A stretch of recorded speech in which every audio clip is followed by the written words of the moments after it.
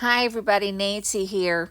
Today I'm going to talk about how I made the cover for the last video I created. And the reason I wanted to do that was I realized almost the first thing I said whenever I started the video was that I believe that you can pretty much create anything you need and want using ZoomNotes.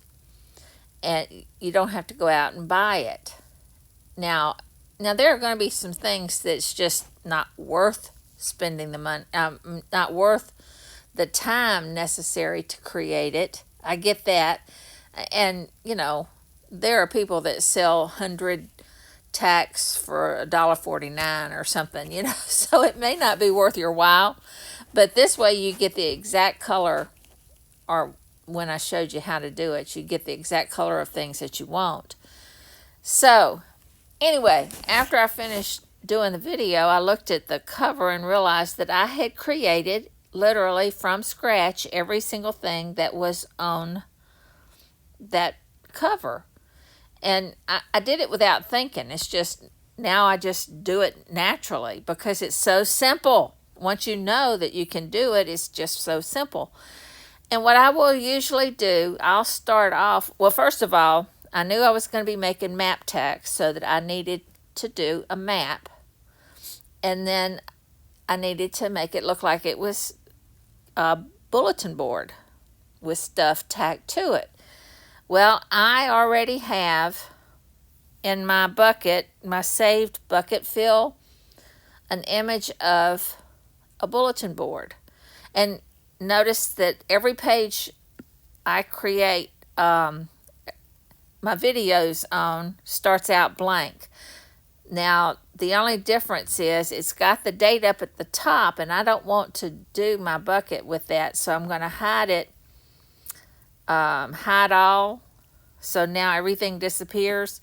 And if I select my bucket tool, and if you look down at the bottom over on the left side, you can see the little tan color, so that's my favorite. And I tap on the screen, and I just tapped, but okay, now it just filled. So now I've got my bulletin board already ready. All right, and at this point, I could go ahead and bring back the different elements and make them visible there. Okay, done.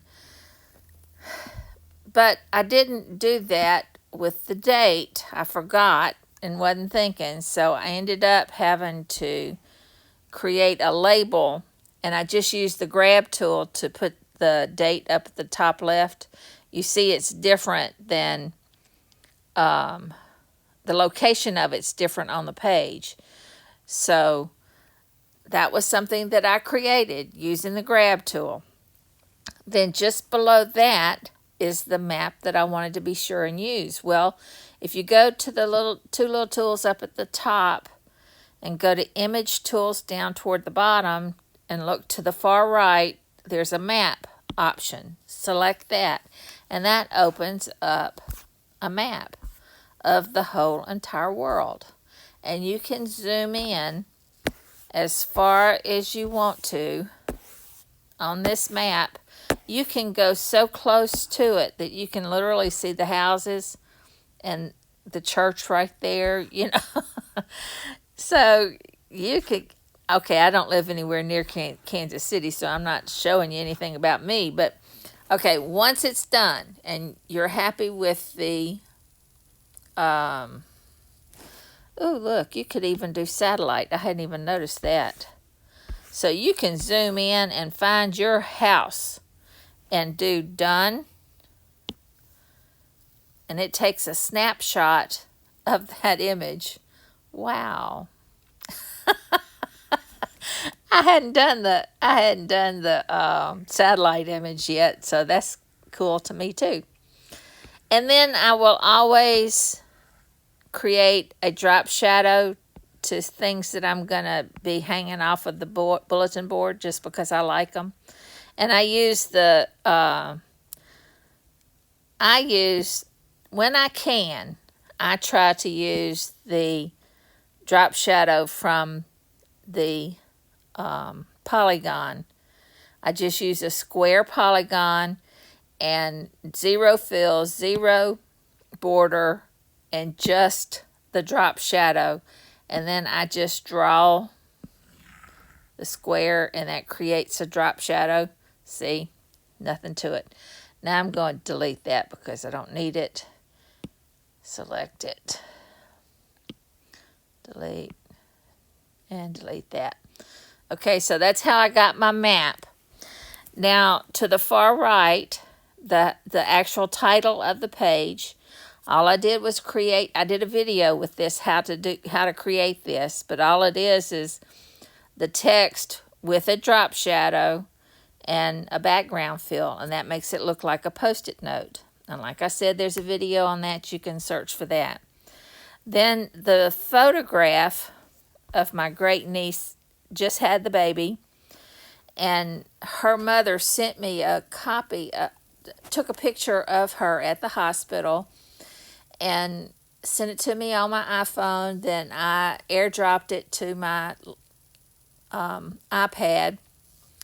And then I did some cropping, used the crop tool, because she was all hooked up. She had needles coming all over her arms. And it's like, okay, I don't need to see that in the picture, so I cropped the picture out.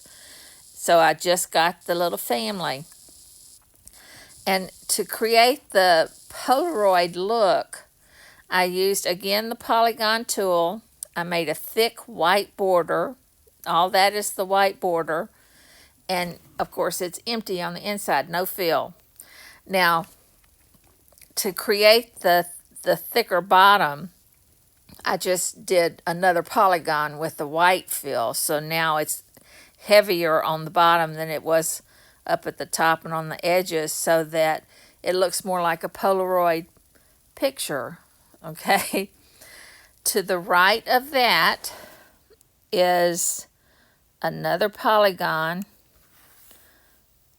that I just took another fill from a piece of paper that I dropped onto the polygon with the fill bucket. And once I got it, I put the edges, I used the watercolor brush to just paint the edges so it looks kind of oldish. Now, what I would do, and what I did for the bulletin board, was go out on the internet and just search something like office supply store, Office Depot or something, for bulletin board, and do a clip art, a screen print of the bulletin board, then pull it in and do a grab on it, and then save it as one of my favorites. That's how I got the bulletin board. And I can go to a paper company and pull in any texture of paper that I want and do the same exact thing. Save it as my favorite, and then I can use it anytime. And that's kind of what this is. It's hard to see the texture in that paper, but and then I also made it looked ripped at the bottom. I did a video on how to do that as well, so you can look for that. Then underneath that is actually the subdocument that I used to do the video, and this is just an image, so it's not active. It won't work. And that looks like that's it. I believe that's all there is to talk about. Just looking at all of them. Okay, that's it. Every single thing I was able to do probably in less than 15 minutes for sure, because it's all so simple stuff. Okay? Anyway, y'all have a great day. Bye.